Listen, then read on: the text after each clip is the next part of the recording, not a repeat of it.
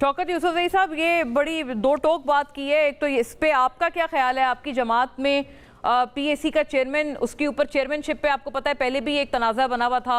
शेर अफजल मरवत साहब के खिलाफ आपकी अपनी जमात के लोग थे जो नहीं चाहते थे वो बने, और फिर अब नामजद कर दिया है खान साहब ने। उल्टा ये राजा साहब का ये ख्याल है उनको तो कुछ सरजनिश करनी चाहिए थी उनकी, जो उन्होंने सऊदी अरेबिया के हवाले से बयान दिया है।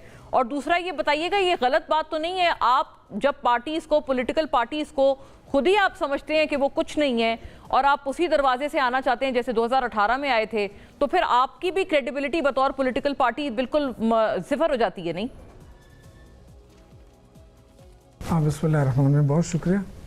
देखिए जी, पहली बात तो ये है कि 2018 के गेट से हम दोबारा क्यों आना चाहते हैं, ये शोशा कौन छोड़ रहा है?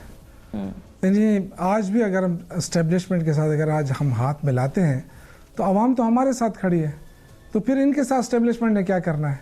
राजा रियाज साहब ने तो बड़ी खुलकर बात की, लेकिन मुझे बताएं कि इन्होंने कितनी पार्टियां बदल दी थोड़े से अरसे में। तो ये तो रास्ता ढूंढते ढूंढते फिर भी मतलब ये कि उस अपने मकसद में कामयाब नहीं हुए। लेकिन देखें, तहरीक इंसाफ अवामी पार्टी है, इसके बारे में ये कहना कि जी इस्टेब्लिशमेंट का इंतज़ार कर रही है बिल्कुल गलत है। अगर इस्टेब्लिशमेंट से इंतज़ार ही करना था तो मेरे ख्याल से ये तो सारे वज़ीर-ए-आज़म, अगर इमरान खान चाहे तो वज़ीर-ए-आज़म आज शाम तक पहुंच जाएंगे उनके पास, लेकिन मुज़ाकरात वो करना नहीं चाहते। ये बहुत बड़ा बयान है शौकत यूसुफजई साहब, इस पे शोशा छोड़ा जा रहा है। थोड़ा इसकी तशरीह कीजिएगा। आप कह रहे हैं अगर खान साहब चाहें तो शहबाज शरीफ साहब वज़ीर-ए-आज़म उनके दर पे पहुंच जाएंगे आज शाम।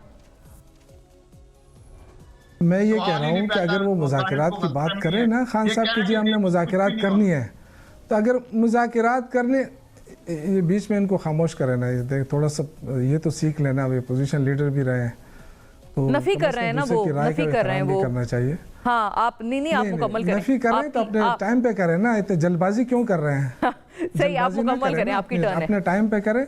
जी जी। देखें, मैं ये कह रहा हूँ कि ये जो कठपुतली हुक्मरान बने हुए हैं ना, इन कठपुतलियों की अहमियत क्या है? अगर इमरान खान देखें, वो तो ये कह रहा है कि 9 महीने तो छोड़े, 9 साल तक भी मैं जेल में रह सकता हूँ, वो उनको तो परवाह ही नहीं है। ये कौन शोशा छोड़ रहा है बाहर?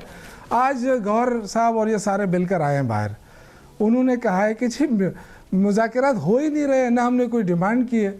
मुज़ाकरात कौन कर रहा है? ये जो जाली किस्म के वज़ीर बने हुए आए फॉर्म 47 वाले, कभी एक जगह खड़े होकर कहते हैं जी हमने तो दावत दी है, और जी लेकिन वो चाहते हैं कि हम फलां से बात करना चाहते हैं। मैंने इब्तिदा में चीफ मिनिस्टर केपी का लाया है, अली अमीन गंडापुर साहब का, जिसमें उन्होंने ये वाली बात की है। मैं क्योंकि नाज़रीन सुन चुके हैं, मैं लेकिन आपके लिए दोबारा उसको मैं अर्ज कर देती हूँ। ये उन्होंने कहा है कि मुल्क के इस्तेकाम के लिए बानी पीटीआई शुरू से मुज़ाकरात के हामी है, इस्टेब्लिशमेंट से मुज़ाकरात सबके सामने होंगे।